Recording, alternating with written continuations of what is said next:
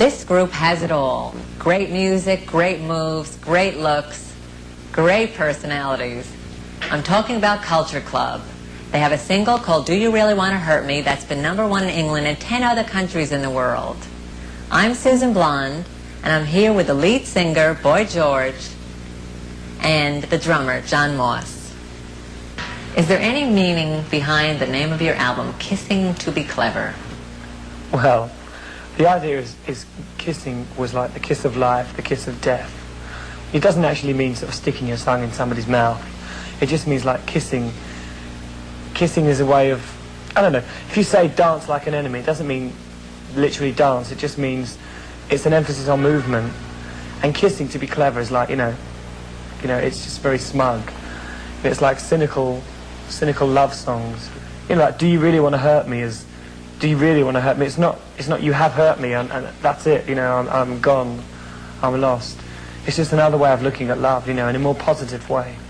So kissing to be clever is like, you know, very smug, you know. Like the picture on the cover is very sort of, you know, very smug. And that's what it's meant to emphasize. So there is a meaning behind the album title. Do you like to kiss?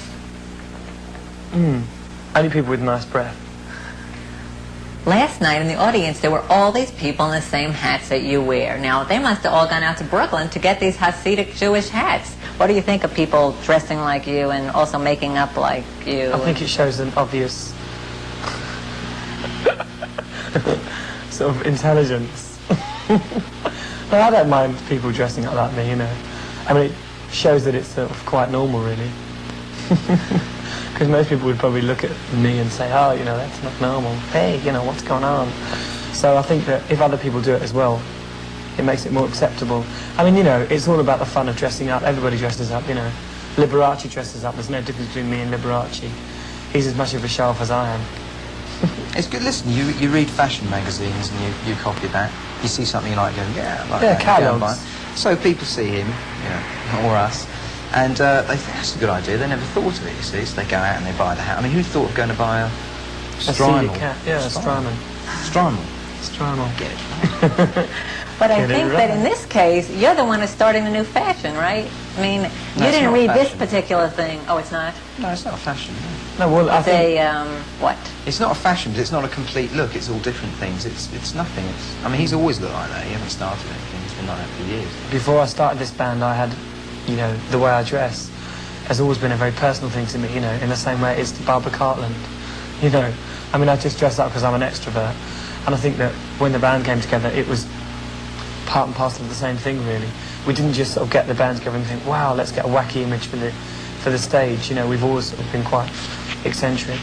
So we can concentrate on our music rather than the way we look, because that was already sewed up before we started.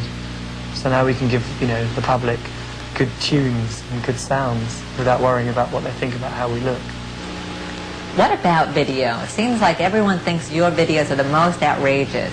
How do you think your videos are affecting the world? If I explain to you about the Do You Really Want to Hurt Me video, it's based on culture clashes throughout history.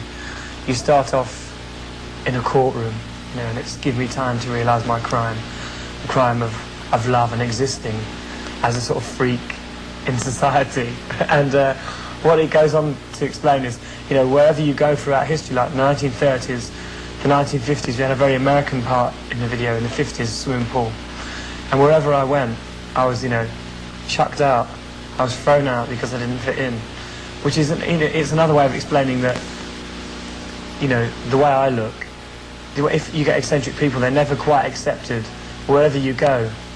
Even though, like, you know, like quiffs and, you know, some people are so eccentric, but they don't realise they're eccentric, like these old women with big beehives and big eyebrows. I mean, they look as odd as I do, but they never actually admit that they look odd because they're so set in their ways, you know. But in a modern day society, they look as strange as I do, I think. So the video is explaining that whole culture clash thing, you know, where you can travel anywhere